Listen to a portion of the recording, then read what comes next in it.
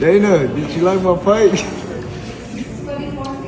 Yeah, you did good, kid. You did good. UFC 317 just wrapped up, and I'm here to make sure this doesn't overshadow this.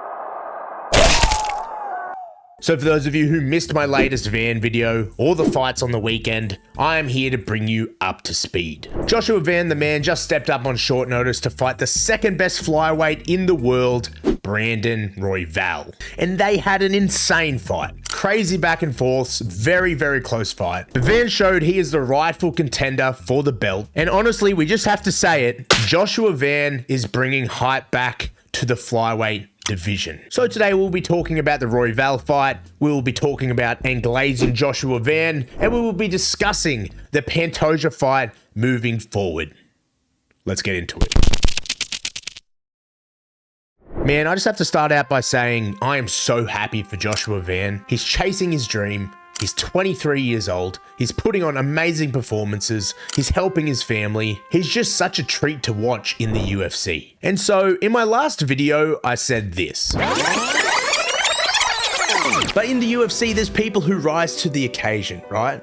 And if he does rise to the occasion and he does dare to be great and he does win, he hands in all the checks and everything is great moving forward. And that is exactly what happened. My man Josh Van took a risk. He wasn't 100%. It came out that he had a broken toe, yet he still stepped up against the second best flyweight in the division. He took it to him at every part of the fight. He took it on short notice and he won at least 3 rounds or definitively 2. And now in that last video, I said that Royval would probably fight at range. And given that Van was the shorter fighter, obviously he would have to close that distance and try get in the pocket. I then said that Royval would probably get clipped. And I saw in one of his last fights, when he gets clipped, he turns into an absolute dog and just starts throwing down in the pocket. And what did we see? Exactly that. Royval was doing really well on the outside, but Van was timing him very well also. Royval was fighting with a lot of volume, and Van was trying to counter off of his strikes, and he was waiting and timing the bigger shots. And I'm no MMA predictor, but I said they would fight in the pocket, and goddamn, that's what we saw. These guys put on an absolute back and forth war, both having crazy moments, and in the end, in the 3rd round, they had me screaming like this. Yes, Josh, come on, put it in. Yes! Finish it! Oh, finish it! Now, props to Royval for giving Van this opportunity. If this was the lightweight division, Van would have never had that opportunity. Those guys are just all sitting around on their ass waiting for their title shot. Dana, sir. Title shot, please. I just had 1 win over Fazeev. I'm next in line for a title shot. Get the fuck out of here. You see, Van is really setting a standard that all fighters in the UFC should follow. Here, let's have a look. 23 years old, buys his mum a house, started training 5 years ago, 3 fights in the last 6 months, humble as fuck, but also confident. Throws down and has power in his hands at flyweight, cardio and heart. I mean, what more could you really want from a fighter? And now, if you are a young man and this guy is not your role model, if he is not inspiring you, I don't know who else will. I'm 7 years older than this guy and he's inspiring me. Give me 5 years, Van. I won't be at the top of the UFC, but maybe at the top of UFC MMA YouTube. Man, that's a sad comparison, isn't it? Oh well, someone's got to make these fucking glazing videos. So not only is Van now on a 5-fight winning streak, he also debuffed the one narrative that was hanging above his head. The narrative that he was chinny after the Charles Johnson loss. There were times in the Royval fight where we saw Van take some solid shots. And not just 1 or 2, he took about 10, 20, 30, 40 to the dome. And at times I saw almost a look of worry on his face, because he was delivering big shots and Royval just kept coming forward like the dog he is. But Van took it to Royval for the whole fight. He made sure the judges knew, I'm either winning this by decision or I'm getting the TKO.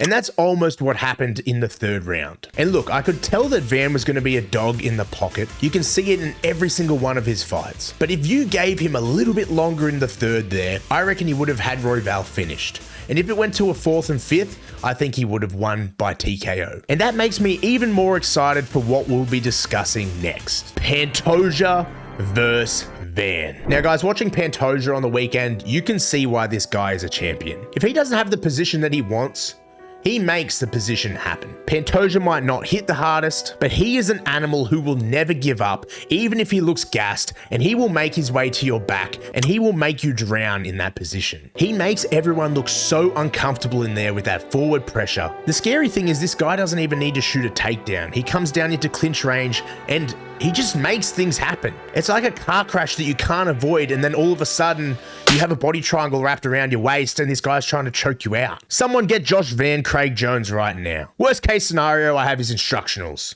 DM me, Van. But honestly, scrambling will make or break this fight moving forward, and we'll break it down more in the future when we're closer to it. But I'll just say this. If Van can keep it on the feet with great scrambles, spend a lot of time in his camp with people on his back, work on his turtle defense, and keep training his already great takedown defense, coming into the 3rd, 4th, and 5th round with some body work, I can really see him starting to put it on Pantoja. You see, Pantoja comes out like an absolute bull, but at the end of the round, if he hasn't finished you, you can see him looking quite gassed. And I think that's where Van will come forward with his constant pressure, body shots, boxing, and good takedown defense. And I think that's where he could capitalize on Pantoja. We now know Van can go for a solid 3 rounds throwing hard leather the whole time. I'm sure he can go 5. And obviously he didn't have to defend takedowns, but I know he can. And I am just fucking hyped for this fight. Now, in saying all of this, and as much as I glaze Van, everyone needs to give some respect to Pantoja, because that guy doesn't get enough respect, but he is such a dominant champion, such a fun fighter, and you know that he's going to put on a great fight with Van. Both of these guys deserve more hype. The flyweight division deserves more hype, and I can't fucking wait for these 2 warriors to put it all on the line. Guys, let me know what you thought of Josh Van's performance. How do you think he could beat Pantoja? If you're new to the channel, don't forget to slap the shit out of the like and subscribe button and my anus, and I'll see you in the next video for more glazing and more yapping. Peace.